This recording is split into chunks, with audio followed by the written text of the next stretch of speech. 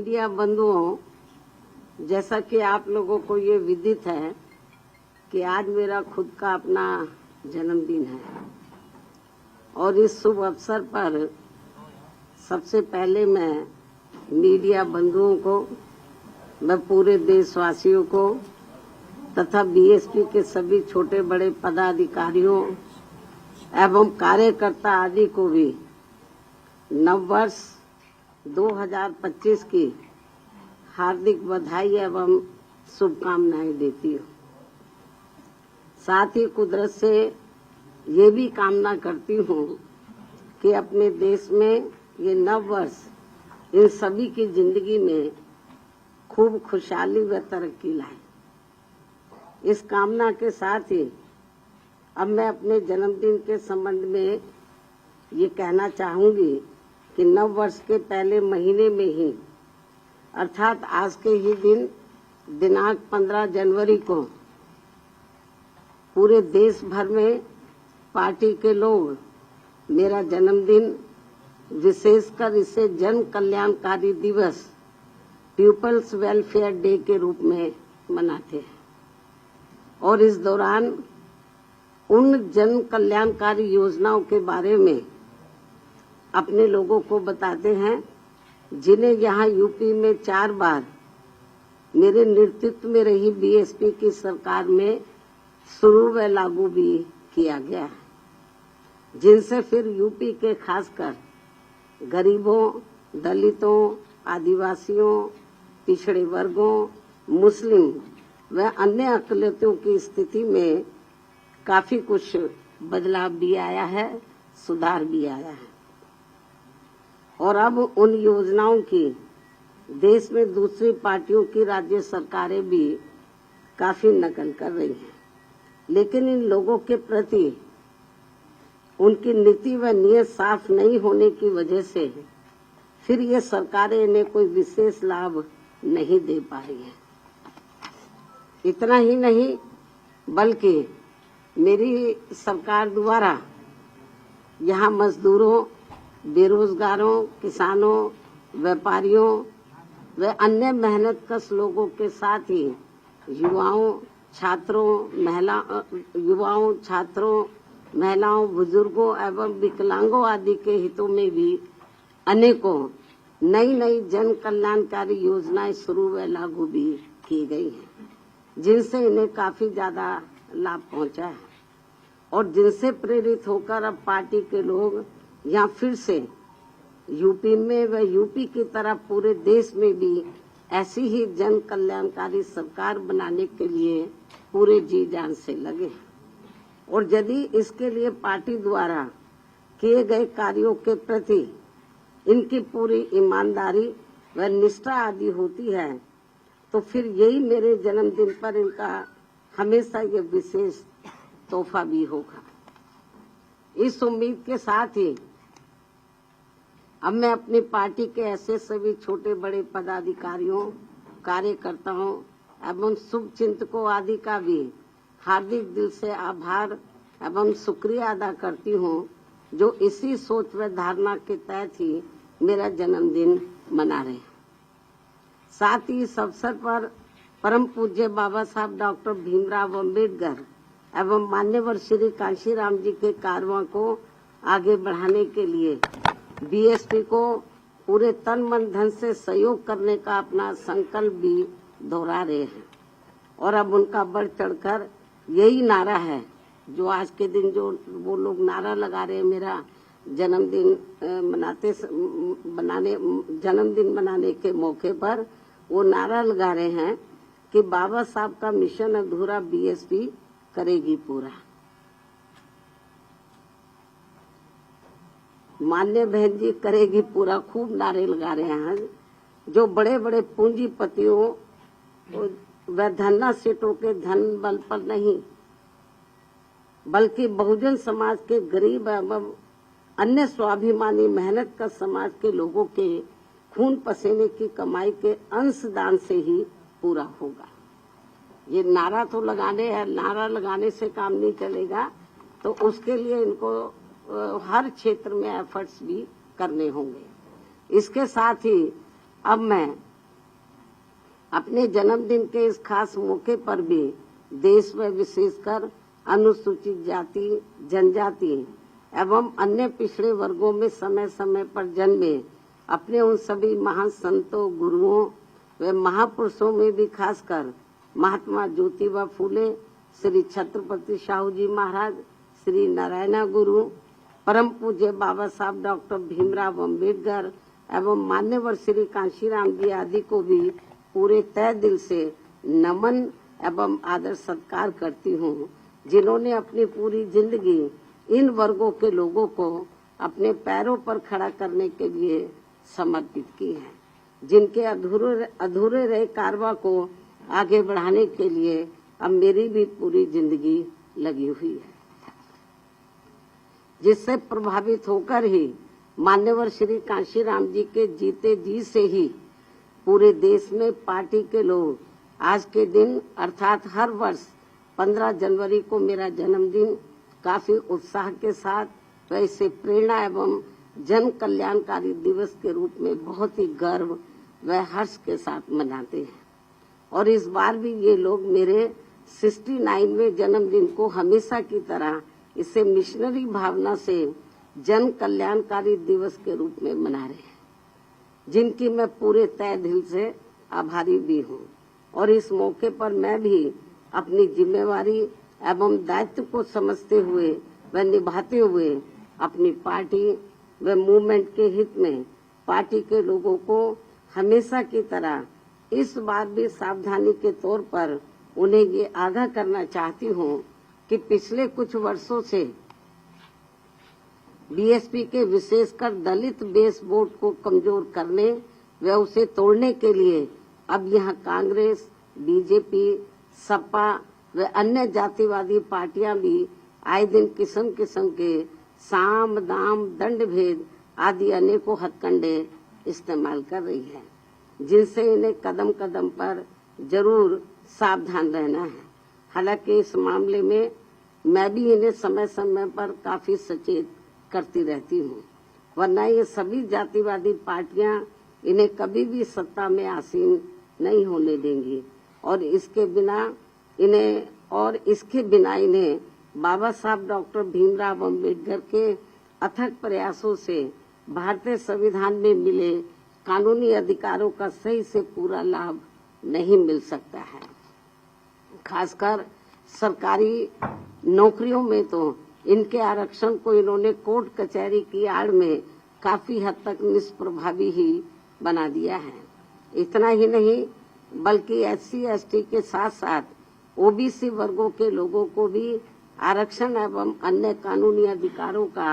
अभी भी इन्हें पूरा लाभ नहीं दिया जा रहा है। और अब कांग्रेस पार्टी तो सही समय पर आने पर इनके आरक्षण को ही पूरे तौर से खत्म करने में लगी है, जिसका ये ऐलान भी कर चुके हैं। ऐसे में कदम कदम पर कांग्रेसी नेताओं द्वारा संविधान को दिखाना व नीले कपड़े आदि पहनकर किस्म किस्म की नाटकबाजी करना, ये सब यहाँ दलितों एवं अन्य उपेक्षित वर्गों के साथ इनका छलावा व ढोंग नहीं है तो और क्या है। इस पर भी इन लोगों को जरूर ध्यान देना है। जबकि देश में बीएसपी मूवमेंट के कारण दलितों एवं अन्य उपेक्षित वर्गों में परम पूज्य बाबा साहब डॉक्टर भीमराव अम्बेडकर एवं उनके निर्मित किए गए मानवतावादी संविधान के प्रति आई जागृति व सत्ता संघर्ष हेतु आई चेतना आदि के कारण अब विशेषकर दलित एवं आदिवासियों के वोटों को हथियाने में इन सभी विरोधी पार्टियों में उनके चहेते बनने की भी काफी होड़ लगी हुई है, किंतु उनका हक छीनने में अभी भी कोई पार्टी पीछे नहीं है। अर्थात ये सभी पार्टियां एक ही थैली के चट्टे बट्टे हैं और जिस प्रकार से जातिवादी सोच व द्वेष के तहत चलकर कांग्रेस पार्टी की सरकारों में बाबा साहब डॉक्टर भीमराव अम्बेडकर सहित बहुजन समाज के अन्य सभी महान संतों, गुरुओं व महापुरुषों का हर स्तर पर उपेक्षा व अनादर किया गया है तथा उनके अनुयायियों की हर स्तर पर अवहेलना की गई है। वह किसी से छिपा नहीं है और ना ही दलित एवं अन्य उपेक्षित वर्गों के लोग उसे कभी भुला सकते हैं। और इस मामले में भाजपा व उनकी सरकारें भी कोई पीछे नहीं है, बल्कि जिस प्रकार से इस पार्टी के वरिष्ठ मंत्री ने संसद में बाबा साहब का अपमान किया है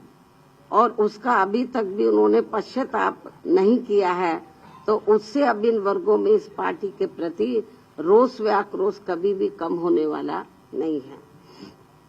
चाहे इनके वोटों के लिए ये पार्टी आए दिन कितने भी अभियान क्यों न चलाती रहे और इस मामले में घोर जातिवादी चाल चरित्र व चेहरे वाली समाजवादी पार्टी भी विशेषकर दलित वोटों के स्वार्थ में अपना रूप थोड़ा बदला दिखाने के लिए आए दिन किस्म किस्म के हथकंडे इस्तेमाल करने में लगी रहती है। जबकि यूपी में इनकी सरकार में दलितों के प्रति अन्याय, अत्याचार व इनके महापुरुषों का हुआ अपमान आदि को भला कौन भुला सकता है। इससे ये स्पष्ट है कि बाबा साहब एवं उनके संविधान तथा उनके द्वारा मिले आरक्षण व अन्य संवैधानिक अधिकारों को लेकर दलितों एवं अन्य उपेक्षित वर्गों की राजनीतिक शक्ति बीएसपी से ही बन पाई है, किंतु इनके वोटों के स्वार्थ के लिए कांग्रेस, बीजेपी व सपा आदि अब आसानी से कामयाब होने वाली नहीं है, जिसके लिए ये पार्टियां आए दिन किस्म किस्म के हथकंडे भी इस्तेमाल कर रही है, जिनसे इन लोगों को हमेशा सावधान रहना है। हालांकि इन वर्गों के साथ साथ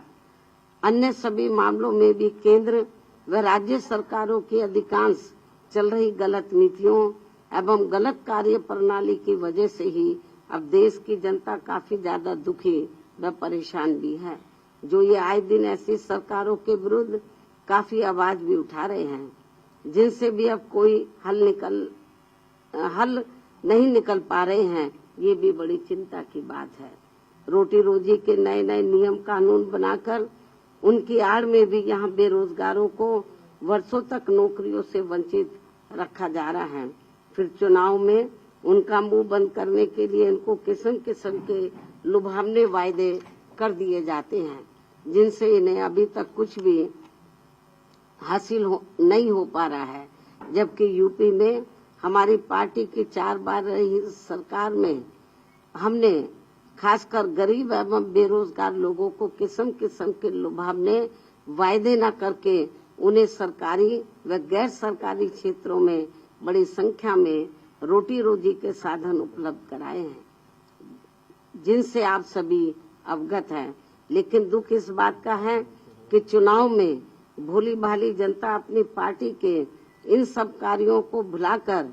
विरोधी पार्टियों की गारंटी व लुभावने वायदों आदि के बहकावे में आकर पुनः ऐसी सरकारों को सत्ता में ले आते हैं, जिनकी शुरू से ही कथनी व करनी में काफी अंतर रहा है।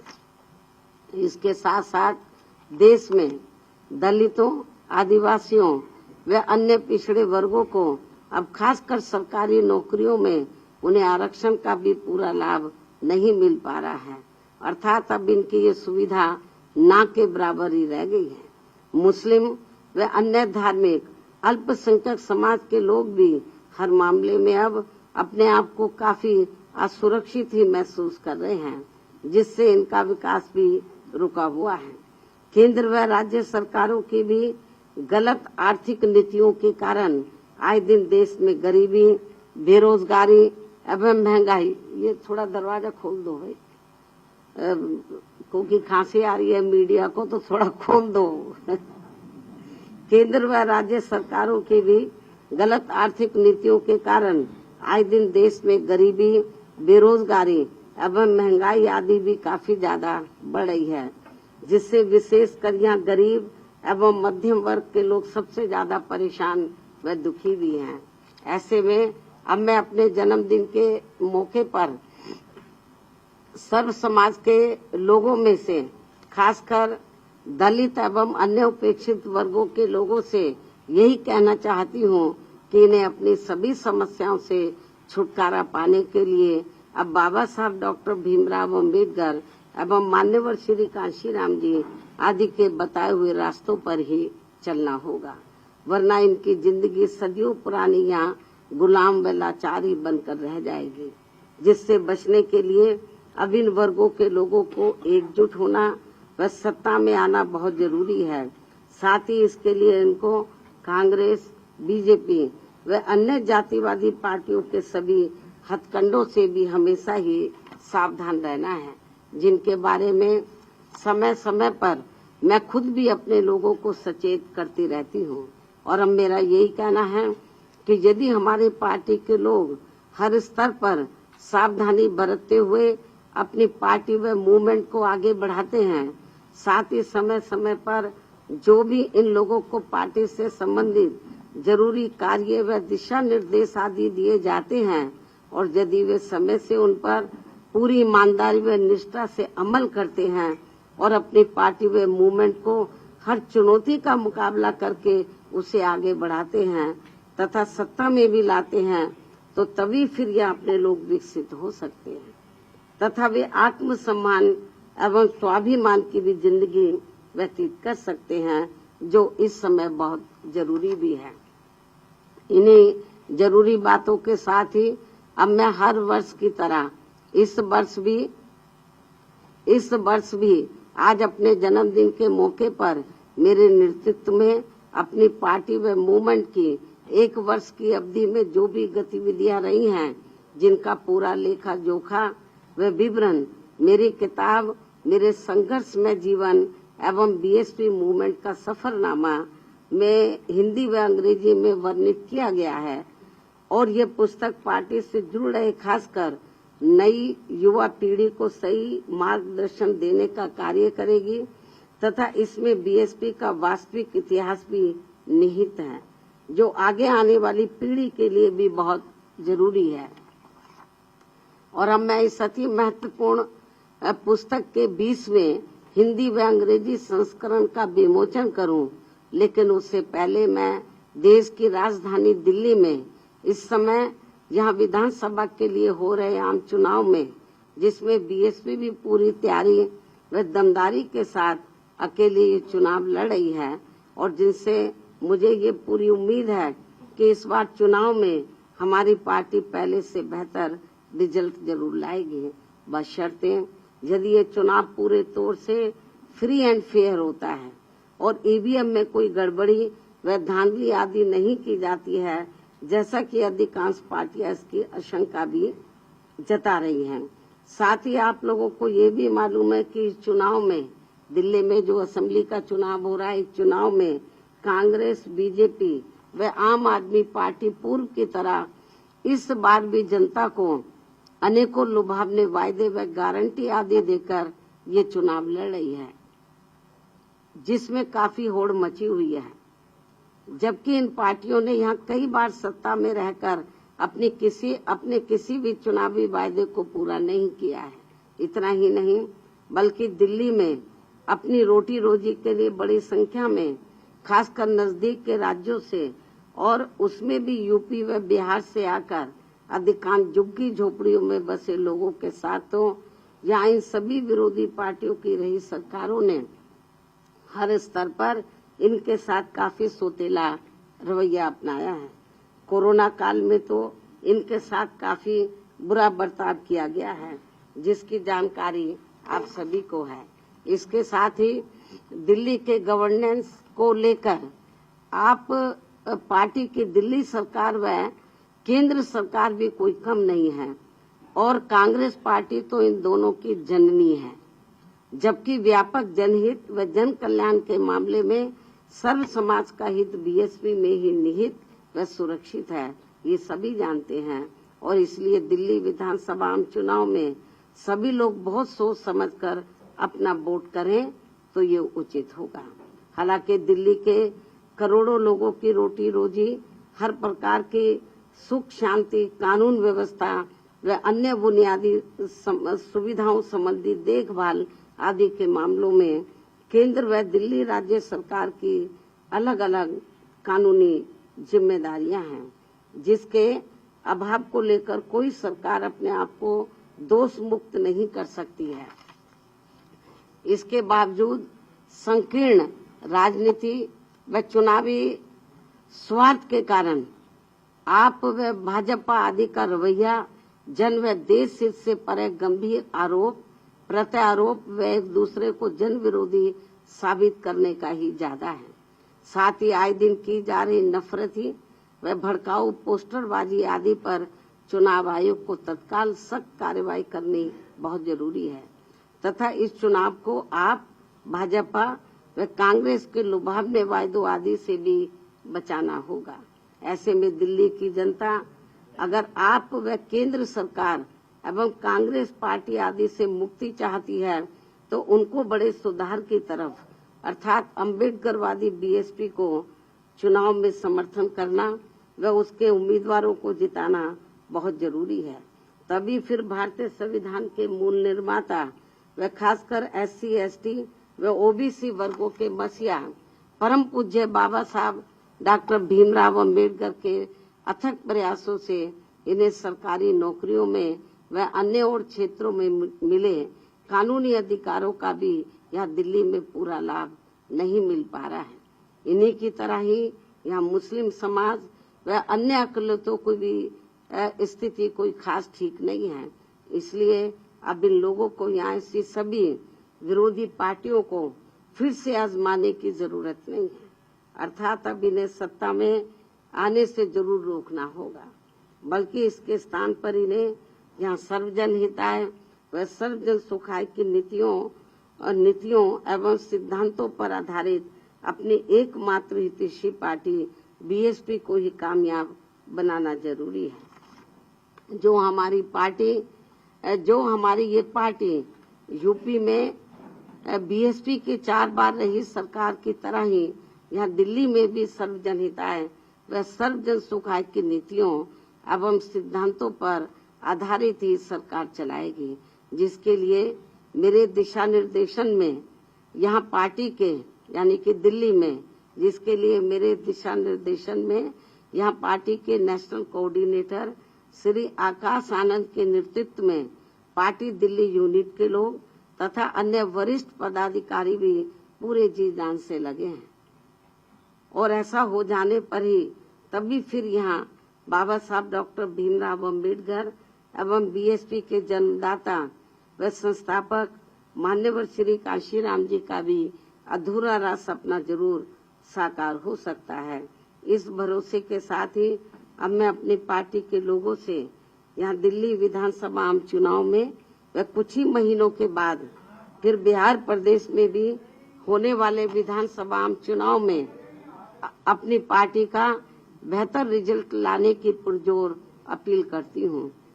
और ऐसा हो जाने पर फिर आज यही इनका मेरे जन्मदिन पर खास तोहफा भी होगा। अब मैं अंत में अपनी पुस्तक का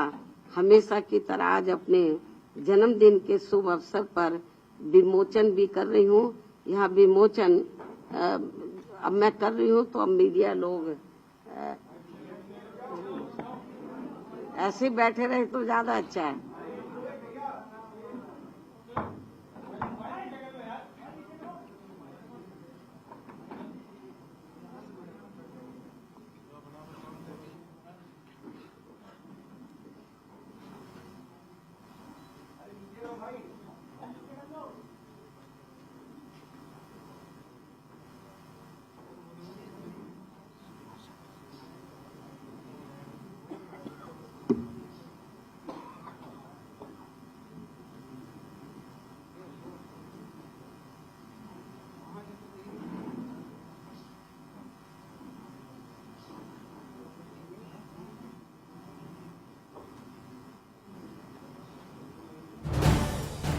आप देख रहे हैं